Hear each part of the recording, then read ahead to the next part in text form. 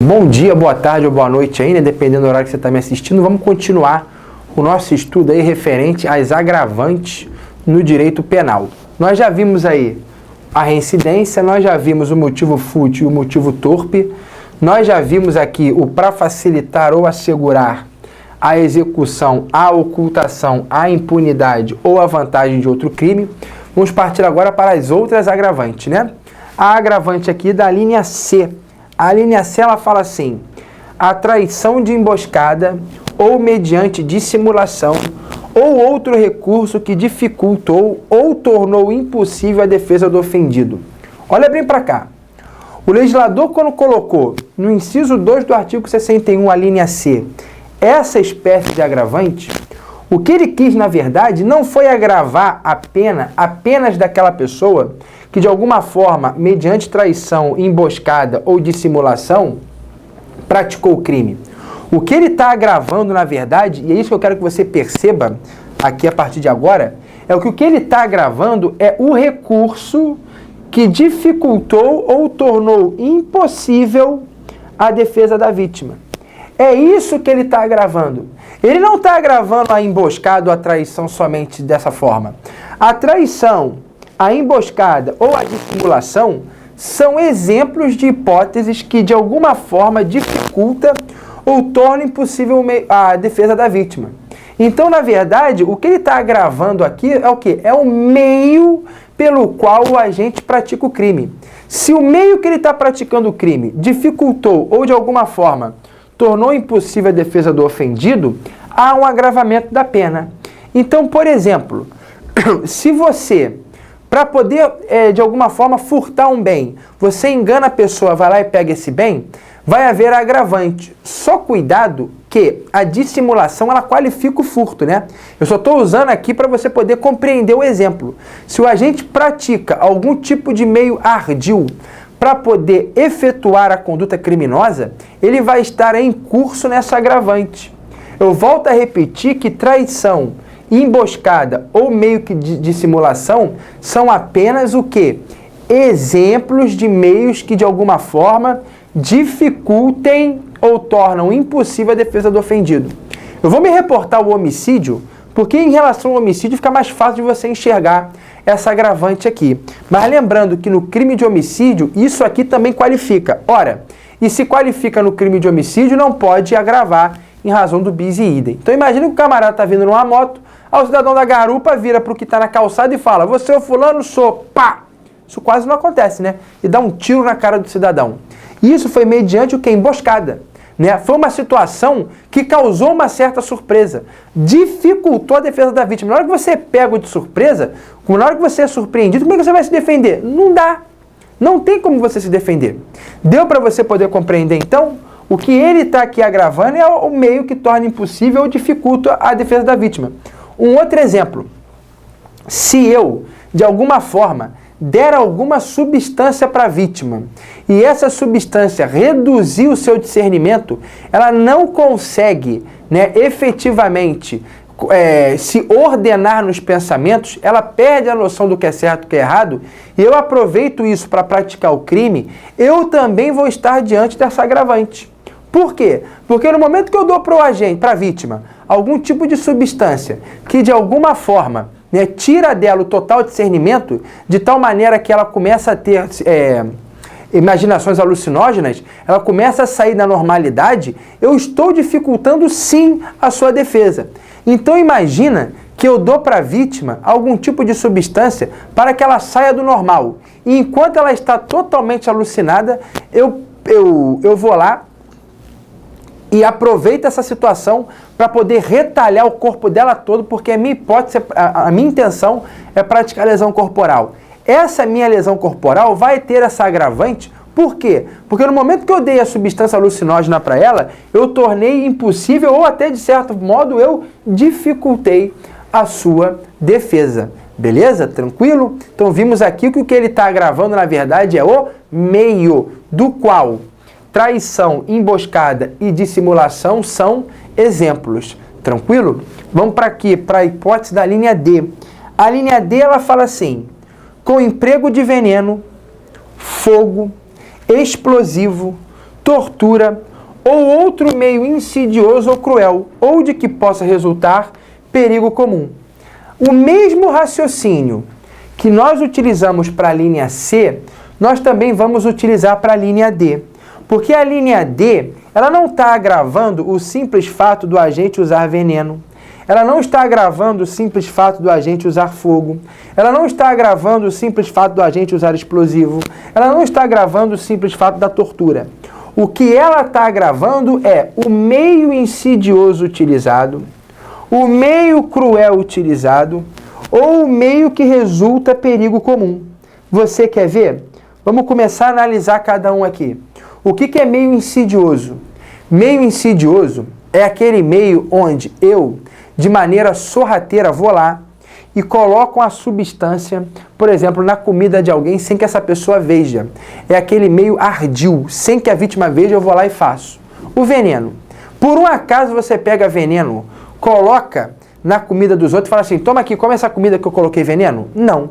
O veneno você vai colocar ele de maneira insidiosa, ou seja, sem que a vítima veja. Na hora que eu coloco um veneno de maneira insidiosa, vai estar havendo o quê? Essa agravante. Então eu chego à conclusão que o veneno é um exemplo de substância que pode ser utilizada de maneira insidiosa. Aliás, é o exemplo cristalino, né? É o exemplo ímpar, porque é o veneno, por excelência, a substância que você vai utilizar de maneira insidiosa. Você não vai mandar a pessoa tomar veneno. Só se a pessoa for suicida. Mas você não vai mandar ela tomar veneno. Então poderia ser, ao invés de veneno, por exemplo, cimento. Se eu usar cimento de maneira insidiosa, eu vou ter essa agravante? Vou. Volto a repetir. O que está sendo agravado aqui é a forma, é o meio. E no primeiro exemplo é o meio insidioso. No caso, o veneno. A segunda hipótese após o veneno é o fogo. Mas o fogo a gente vai ver junto com a tortura. Sabe por quê? Porque o fogo e a tortura são meios cruéis de praticar o crime. Então é o fogo e a tortura que estão agravando? Não. O que está agravando, na verdade, a pena do crime é a forma cruel como ele é praticado. Do qual são exemplos fogo e tortura. Tanto o fogo quanto a tortura trazem realmente requintes de crueldade para aquele crime. Vamos trabalhar como exemplo aqui o homicídio, né? Porque é o mais fácil a gente enxergar. Mas já lembrando que isso aqui também qualifica o homicídio. E se qualifica, não pode agravar, mas só para você enxergar. Por exemplo, se eu matar alguém ateando fogo, é meio cruel. Não é o fogo em si que está qualificando ou agravando, é o meio cruel. Se eu torturo alguém para matar essa pessoa, se eu utilizo a tortura como meio, o meu homicídio vai ter a tortura, mas porque a tortura é um meio cruel. Aí vai qualificar em razão do meio cruel. Ou se for outro crime, vai agravar porque é meio cruel. Aí eu quero aproveitar aqui para fazer um link lá no homicídio, que cai bastante em prova.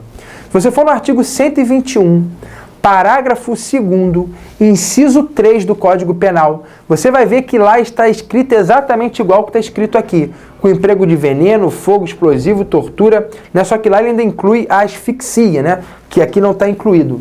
Se você for lá no 121, parágrafo 2º, inciso 3º, você vai ver que essas hipóteses aqui também qualificam um crime de homicídio.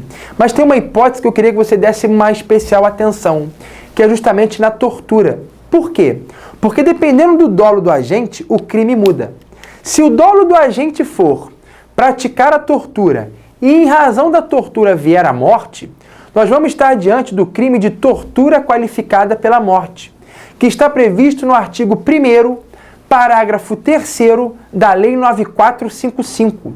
Então, se o objetivo do agente, volta a repetir, for torturar, e em razão da tortura vier a morte, o crime praticado pelo agente é o crime de tortura qualificado pela morte, previsto no artigo 1º, parágrafo 3º da Lei 9455. Agora, se o dolo do agente for praticar o homicídio, for matar, e como meio para chegar ao homicídio ele tortura, aí sim eu terei o crime de homicídio qualificado pela tortura. Perfeito? Tranquilo? Então cuidado lá no homicídio na hora que você for estudar esse homicídio qualificado. Porque dependendo do dolo do agente, vai mudar a figura típica aí onde ele será capitulado. Tranquilo? Então vamos lá, só para finalizar aqui, ó. Então nós já vimos que o fogo e a tortura são exemplos de meios cruéis. E o explosivo? O explosivo é um exemplo de meio que causa perigo comum. Se eu utilizar algum explosivo, agrava a pena. Então, por exemplo, se eu uso um explosivo para lesionar alguém, se eu, por exemplo, quero lesionar e para lesionar eu jogo uma granada, né? Eu vou ter, a minha lesão corporal vai ter a pena agravada em razão o quê? Em razão do meio que eu utilizei que gerou perigo comum, ou seja, gerou perigo para todas as pessoas de maneira indistinta. Tranquilo? Beleza? Vimos aqui então mais uma agravante, né? Agravante do 612, a linha D de dado. Vamos continuando aqui. Vamos para a letra E. Vamos para a agravante da letra E. A agravante da letra E diz o seguinte, olha, contra ascendente, descendente, irmão ou cônjuge. E chega aqui a doutrina se degladeia. Porque a ascendente, na árvore genealógica, é o que começa de cima para baixo. Então, por exemplo, o meu pai é meu ascendente, minha mãe é minha ascendente, meu avô, meu bisavô, minha avó, minha bisavó, porque está indo na linha reta. Ascendente. E se o ascendente é o que está vindo de cima para baixo, o descendente é o que está descendo, óbvio. Então, o meu filho é meu descendente, o meu neto vai ser meu descendente. Então, eu em relação a eles em relação a mim, perdão, são descendentes. E eu em relação a eles sou ascendente. O irmão, né, é o irmão colateral, né, o mesmo pai ou mesma mãe. O problema está no cônjuge. O Código Penal, ele é de 1940, mas é garoto, o Código Penal é garotinho, é de 1940. E aí, em 1940, eles ainda não haviam previsto a possibilidade da união estável. E hoje você sabe que a Constituição Federal, ela equipara a união estável ao casamento. Então eu te pergunto, será que poderia haver o agravamento da pena em razão do agente ter praticado o crime contra o cônjuge? Aí, se você for olhar para o princípio da legalidade e para aquilo que eu te falei no início da aula, quando nós estávamos estudando as agravantes, você vai falar que não, porque eu estaria fazendo uma interpretação para prejudicar a situação do agente. Porque cônjuge é cônjuge, companheiro é companheiro. Só que em 2006 isso acabou. Quando eu praticar um crime contra uma companheira, eu não vou olhar para cá, para a letra E, eu vou olhar para a letra F. Porque a letra F, ela fala assim: com abuso de autoridade ou prevalecendo-se de relações domésticas, de coabitação ou de hospitalidade, ou com violência contra a mulher na forma da lei específica. E qual é a lei específica? É a Lei 11.340, que é a famosa Lei Maria da Penha. E lá nessa lei, ela prevê o companheirismo. Então, para você não correr o risco de aqui na linha E, realizar uma analogia em malam partem, incluindo na expressão cônjuge também a expressão companheiro, agrave a pena do agente quando se tratar de crime contra o companheiro ou contra a companheira, aqui na linha F. Por quê? Porque a linha F manda você aplicar a lei referente o quê? À violência doméstica. E a lei referente à violência doméstica é a Lei 11.340, que é a Lei Maria da Penha. E lá ela prevê o quê? A figura da companheira. Perfeito? Então, cuidado aqui com essa linha E, tá bom? Agora, é óbvio que existe parte da doutrina, né? E aí eu não vou ser leviano de falar que não sou burro nem maluco. Existe parte da doutrina que inclui aqui na expressão cônjuge também a expressão companheiro. Só que por uma questão de analogia em benefício, adote aqui a letra F. Agora, olha o problema, porque o problema ainda não acabou não. Eu estou falando em companheira. Eu estou falando no homem que de alguma forma pratica o crime contra a companheira. E o inverso? Porque quando é contra a companheira, isso aqui já está solucionado. Eu vou para a linha F. Mas e se for a mulher que estiver praticando o crime contra o companheiro? Porque a Lei Maria da Penha, ela é voltada para a mulher biológica. Ou seja, aquela pessoa que efetivamente nasceu mulher.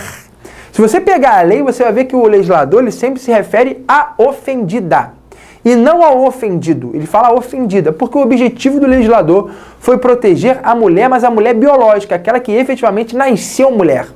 O que você vê na televisão aí são algumas decisões judiciais pipocando, aplicando a Lei Maria da Penha a homens, alegando que a Lei Maria da Penha fere o princípio da isonomia, porque protege a mulher e deixa o homem desamparado. Tá bom, é muito lindo essa teoria, maravilhoso, é uma coisa sensacional, mas não é isso que você vai botar na tua prova.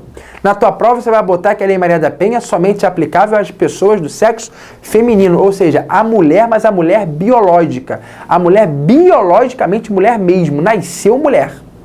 Deu para compreender? E agora? Quando for a mulher praticando contra o homem? Bom, quando for a mulher praticando contra o companheiro, aí eu vou voltar aqui para a linha E.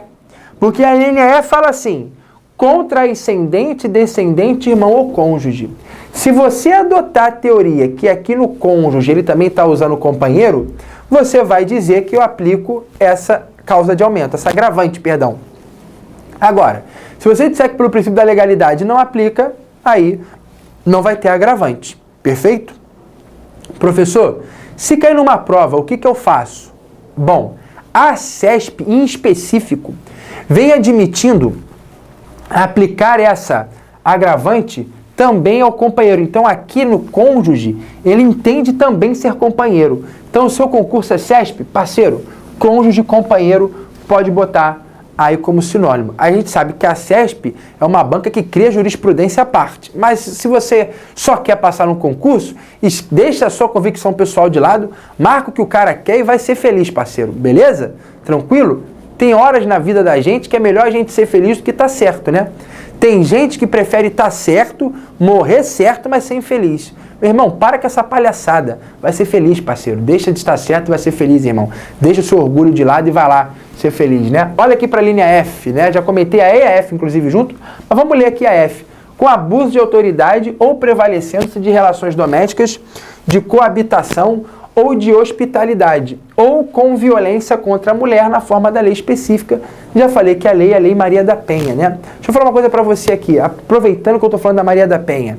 Você que vai fazer um concurso onde cai a Lei Maria da Penha, você tem que saber de cor o artigo 5º, o artigo 22, o artigo 41 e o artigo 16 dessa lei.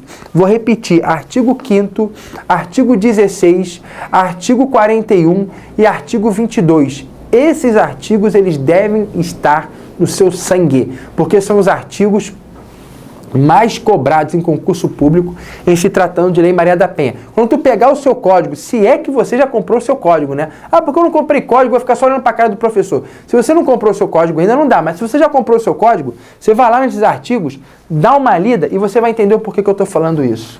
A linha G.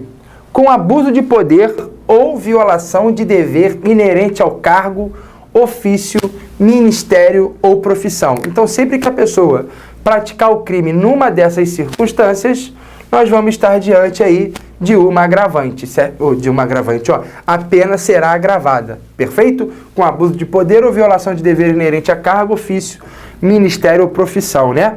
Tranquilo? Bom, a linha H é que você tem que prestar atenção.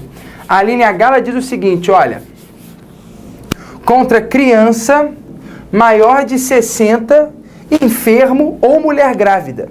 Bom, contra criança, a linha H, ela não traz o conceito do que é criança.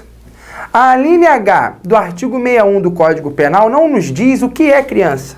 A partir de que idade que eu digo que é criança? A criança, o conceito de criança, né, a definição de criança, se encontra no artigo 2º do ECA, que é a Lei 8.069 de 90. A Lei 8.069 de 90, né, que é o ECA, diz lá no artigo 2º quem é criança. E quem é criança, professor? Criança é a pessoa de 0 anos até os 12 anos incompletos. Ou seja, a pessoa menor de 12 anos é considerada criança para o ECA. Perceba que a linha H fala em criança, não se refere ao adolescente. Então, o adolescente ele não está incluído nessa agravante. Essa agravante diz respeito apenas à criança, que é a pessoa compreendida entre essa faixa etária aqui. Maior de 60 anos. O maior de 60 anos é a pessoa idosa, não é isso? E a pessoa idosa tem uma lei específica para ela. É a Lei 10.741 de 2003. E que lei é essa? Se você, a essa altura do campeonato, não sabe que lei é a Lei 10.741, bota a mão na cabeça e pede ajuda. Porque essa lei é o Estatuto do Idoso. Tá bom? E lá no Estatuto do Idoso nós temos o conceito de idoso, que é exatamente esse conceito aqui trazido pela linha H. Pessoa enferma, né? E aí a gente inclui qualquer enfermidade. E a mulher grávida também há a causa de aumento. Qual é o problema aqui agora? O problema é eu saber quando é que a mulher está grávida. A partir de que momento a mulher engravida para o direito penal? Eu não quero entrar aqui em discussão religiosa, em discussão filosófica, em discussão médica, em discussão científica. Isso não me interessa. Até porque se eu quiser entrar em algum tipo de discussão desse naipe, vou falar um monte de bobagem. Porque eu não sou cientista, eu não sou médico, eu não sou filósofo, né? Tampouco aí sou o líder de qualquer tipo de religião. Eu sou jurista. Então eu vou te dar o conceito de mulher grávida para o direito. Se você tem outro conceito, ou se você não concordar com o conceito que eu vou te dar, olha o recado que eu já lhe passo. O problema é seu, mas você vai errar na prova. Você não vai fazer uma prova para médico, você não vai fazer uma prova para padre, você não vai fazer uma prova para cientista ou então para piloto da NASA. Você vai fazer prova onde está sendo perguntado questões atinentes ao mundo jurídico. E para o mundo jurídico, quando é que ocorre a gravidez? É o seguinte, no momento em que há relação sexual entre o homem e a mulher, o espermatozoide, ele entra no óvulo feminino. E aí ocorre a fecundação. Porém, só a fecundação por si só ainda não é o bastante para nós afirmarmos que existe vida intrauterina, ou seja, a gravidez. Esse óvulo fecundado, ele deve entrar no útero feminino. No momento em que o óvulo fecundado entrar no útero feminino, vai haver o que a medicina chama de nidação.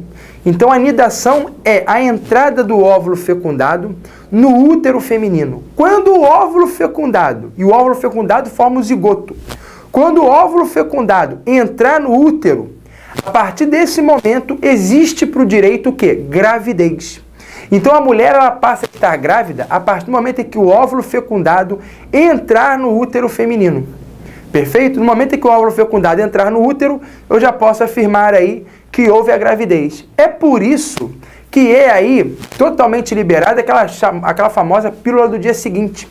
Por quê? Porque quando você toma a pílula do dia seguinte, você não está afetando o óvulo fecundado que está dentro do útero. Pelo contrário, a pílula do dia seguinte evita isso tudo. Ela evita, inclusive, a fecundação. Porque se eu estivesse afetando o óvulo que está fecundado no útero, eu estaria praticando o crime de aborto.